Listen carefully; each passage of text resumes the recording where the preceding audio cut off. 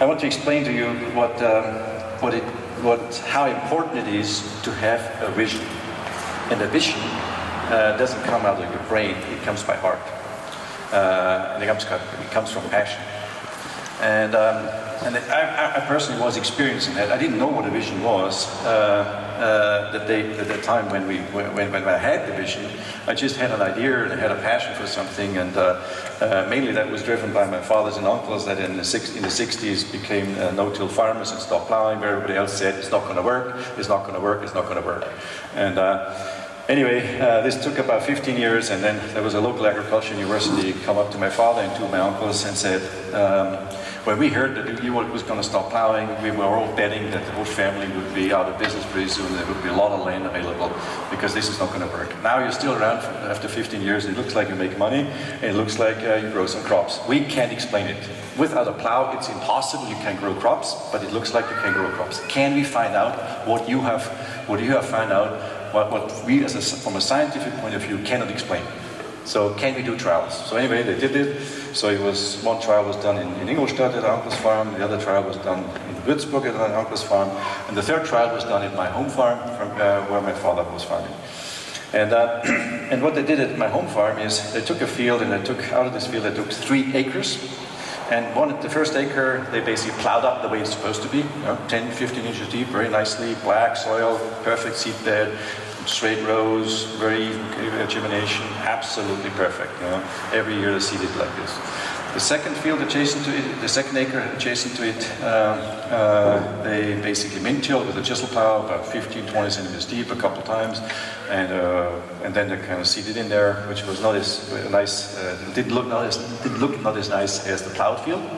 And then the third acre, they asked my father to farm the way he farmed the last 15 years, which was basically more or less scratching, in a very rude way, in a very rough way, scratching the soil 1 or 2 inches, 4 to 5 centimeters deep, and a kind of steering or fiddling the seed in the ground. I mean, at that time we didn't have any seeder yet built ourselves, so it looked quite ugly. But at the end, it would produce a crop. So they did this for 10 years and did many different trials and yield comparison work and whatsoever. And then after the end of the 10 years, there was a professor, Bauchens was his name. He was a microbiologist. Came with a couple of students to their test plot, and for a week he was counting earthworms. So each chart is 1 square meter. And what he found out, you see in this shelf. He found out the way it was supposed to be from a scientific point of view in those days. You had to plow up. After 10 years of plowing, this is how much earthworms were left in the soil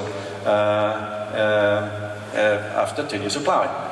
And when you min-tilled, this is twice as much, you still had twice as much earthworms per square meter over the plowed plot. And the way we farmed it, my father farmed in those days, which was a semi-no-till system, he had 4 times as many earthworms per square meter than the plowed field. And that was basically the explanation for the scientists. They said, okay, now we understand why this system works. Because instead of plowing, you have all these earthworms that do the plowing.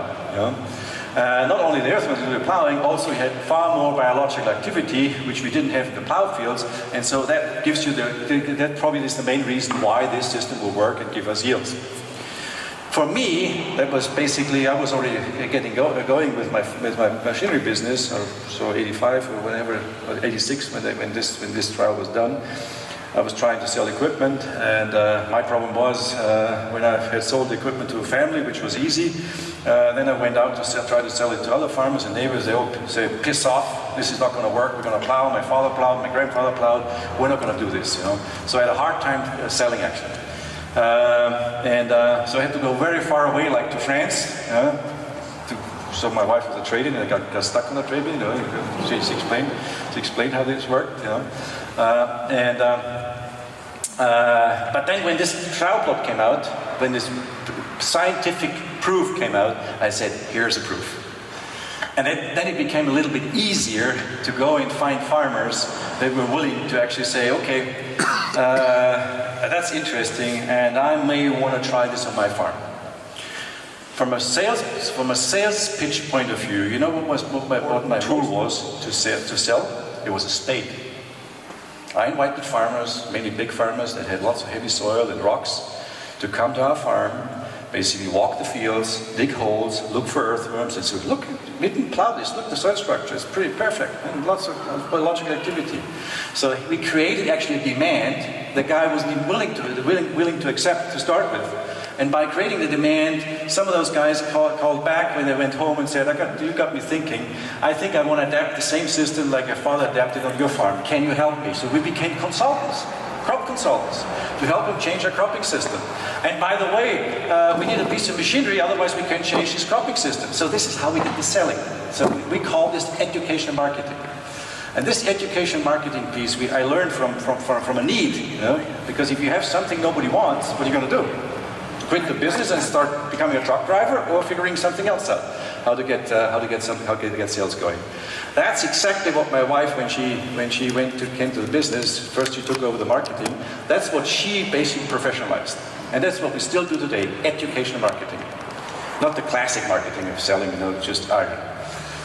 And that was basically grew our business. I mean, today when you look at our revenue, only in the seeding and minimum tillage, we're probably number 2 after John Deere by revenue in the world. I never wanted to get there. I never wanted to be as big as this. But because of this vision I just told you, because of the way we did our marketing, that was our success to get there. Because we were completely differentiated against any other competitor that was in the market in those days and still today, or some of them still today around, that we passed in the last 15 to 20 years. The vision, now let's come back to the vision.